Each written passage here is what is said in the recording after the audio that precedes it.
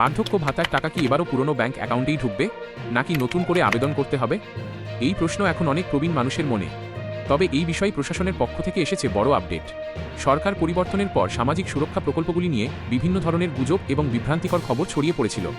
বিশেষ করে বার্ধক্য ভাতা নিয়ে অনেকেই দুশ্চিন্তায় ছিলেন, কিন্তু এবার প্রশাসন স্পষ্ট জানিয়ে দিয়েছে, যারা আগে থেকেই বার্ধক্য ভাতা প্রকল্পের অনুমোদিত সুবিধাভোগী এবং নিয়মিত ভাতা পাচ্ছিলেন, তাদের নতুন করে কোনো আবেদন বা ফর্ম ফিল আপ করার প্রয়োজন নেই।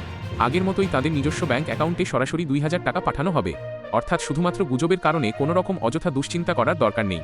এই বিষয়ে অশোকনগর কল্যাণগড় পৌরসভার ফিন্যান্স অফিসার স্বপন কুমার বাছার জানিয়েছেন, পুরনো সুবিধাভোগীদের ভাতা পাওয়ার ক্ষেত্রে কোনো জটিলতা নেই। তাই সোশ্যাল মিডিয়ায় ছড়িয়ে পড়া ভুয়ো খবর বা গুজবে কান না দিয়ে শুধুমাত্র সরকারি তথ্যের উপর ভরসা করার পরামর্শ দেওয়া হয়েছে। অন্যদিকে রাজ্যে চালু হয়েছে অন্নপূর্ণা ভাণ্ডার প্রকল্প। এই প্রকল্পের আওতায় ২৫ থেকে ৬০ বছর বয়সী যোগ্য মহিলাদের প্রতি মাসে ৩০০০ টাকা করে আর্থিক সহায়তা দেওয়া হচ্ছে। ইতিমধ্যেই দ্বিতীয় কিস্তির অর্থ বিতরণও শুরু হয়েছে বলে জানা যাচ্ছে।